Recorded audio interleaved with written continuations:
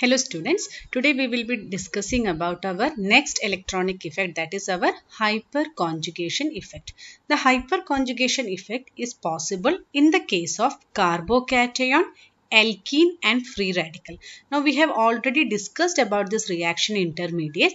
A carbocation is one where the carbon is having 6 electrons and carries a positive charge, and alkene, you know what is that, it is having a double bond, and in the case of free radical there will be one unpaired electron.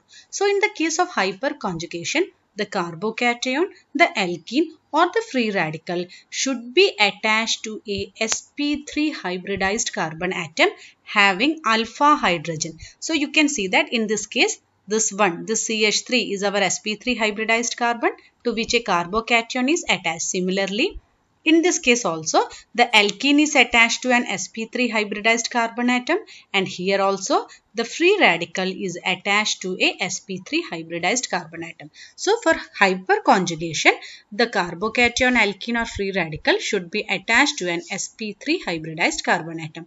Now let us consider the hyperconjugation one by one. The first case is the hyperconjugation in carbocation. So what is the condition? An sp3 hybridized carbon atom will be there, and what will be there? There will be presence of alpha hydrogen atom. Now what do you mean by this alpha hydrogen atom? You see, the carbocation is attached, the first carbon atom that is attached to the carbocation is known as what? It is our alpha carbon, and the hydrogen attached to the alpha carbon is known as what? It is known as our alpha hydrogen. So in this case, how many alpha hydrogens are there? There are 1, 2 and 3. 3 alpha hydrogens are there. Now let us see the hyperconjugation in carbocation. So here you can see that when we are representing a bond means what? It has 2 electrons. So here these 2 electrons shifts to this bond, as a result of which the positive charge, this is our first structure. What happens? The positive charge on the carbon is removed, and thus we will be having structure 1. That is what? These 2 electrons have shifted here, as a result of which here a double bond has created, and since these 2 electrons have shifted, the hydrogen, this hydrogen will acquire a positive charge. Now in the second structure, if we are considering this hydrogen, again what will happen? These 2 electrons present in will shift to the CH2, and thus we will get a structure like this. The positive charge of CH2 will be removed. Similarly, if we are considering this hydrogen, again the 2 electrons in this hydrogen will be shifting to this side, and as a result of which the positive charge on the carbon will be removed. So here you can see that in the case of hyperconjugation, we are getting 3 structures. This is our first structure regarding the first hydrogen. This is our second structure, and this is our third. So how many structures are there? Hyperconjugation structures are there. There are 3 hyperconjugation structures. Now let us consider the second one, that is hyperconjugation in alkene. Similarly, in this case also you can see that there is a carbon-carbon double bond. So first what happens in the hyperconjugation?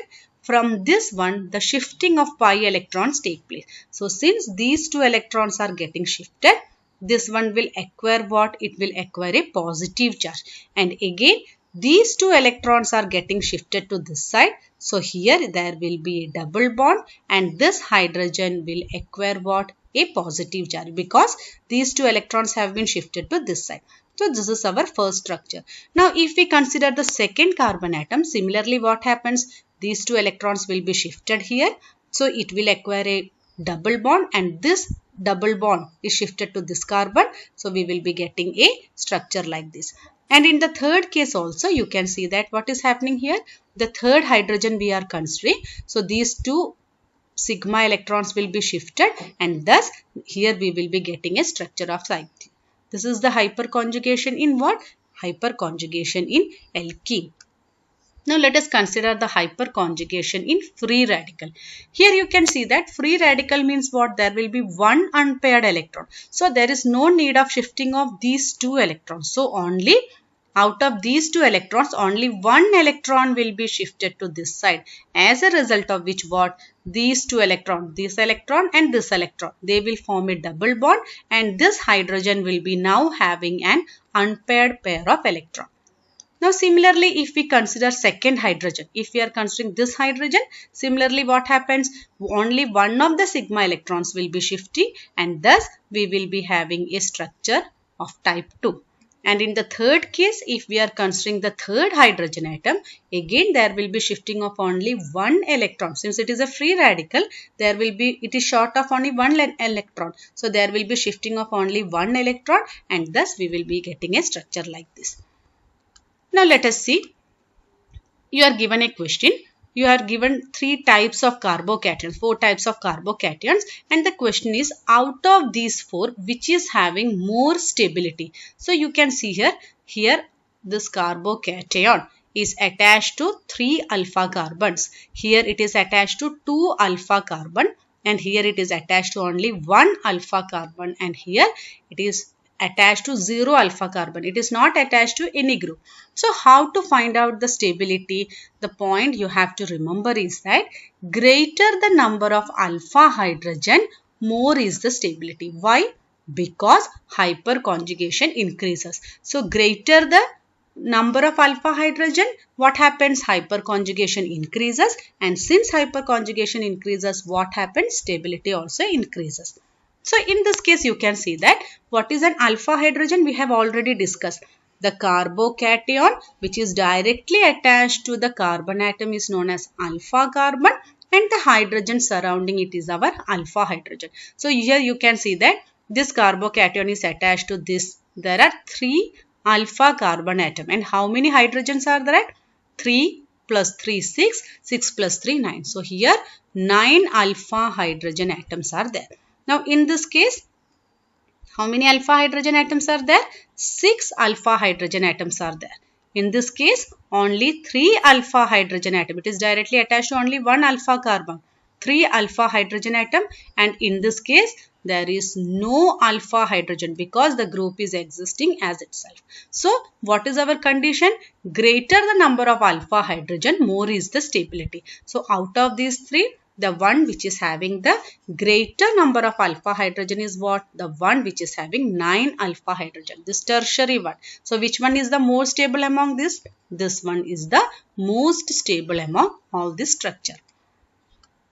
Now I hope the hyperconjugation effect is clear. Now let us consider the last effect, that is our electromeric effect. So again, like the inductive effect, mesomeric effect and hyperconjugation effect, the electromeric effect is also a kind of electron displacement effect. But how it is different from the other 3 effects? The inductive effect, the mesomeric effect and the hyperconjugation effect were all permanent effect. But the electromeric effect is a temporary effect, and the most important point is that this effect, why we are calling it as a temporary effect? Because it occurs only when a reagent is added. At that time only this electromeric effect occurs. And what happens in the case of electromeric effect? There will be shifting of pi electrons. The electromeric effect can be again of 2 types. That is our plus E effect and minus E effect. Now let us consider the plus E effect and minus E effect. Now the first one is our plus E effect. Now in this case you can see that we have taken an alkene. Now and in this case a H plus ion is being added. So what actually happens here? You can see that there are 2 electrons. So actually what happens is that these electrons are getting shifted to carbon, as a result of which carbon acquires a negative charge. Now in this case the H plus ion means, what do you mean by this plus sign? It is electron deficient. Or what does mean? It is short of electron. It requires electron. So what happens? Since these bonds have shifted to this carbon and it has acquired a negative charge, what happens? This H plus ion comes and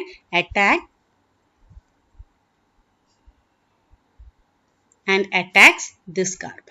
So our structure will be what? Since it has given its electron, it acquires a positive charge and the hydrogen will attack this one. Why? Because it had acquired a negative charge. So in the case of plus E effect, we can say that reagent gets attached where electrons are transferred. So in this case, where electrons are transferred? The electrons are transferred to this carbon atom.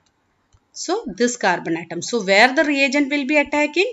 The reagent will be attacking where the electrons are transferred. And it is known as which effect? It is known as the plus E effect. Now coming to minus E effect. Here we have taken the case of which group? Here we have taken the case of a carbonyl group. We have taken a carbonyl group. So here you can see that how the electron displacement is happening here. Here the oxygen being more electronegative, what happens? It attracts the electron pair towards itself. And thus this one acquires a partial positive charge and this one acquires a negative charge. Now here you can see that where the reagent will be getting attached, the reagent is also having a negative charge. So reagent gets attached where electrons are not transferred. You have to remember this point, where electrons are not transferred. So in this case, where the electrons are not transferred, the electrons are not transferred to C+. So what will be our reaction?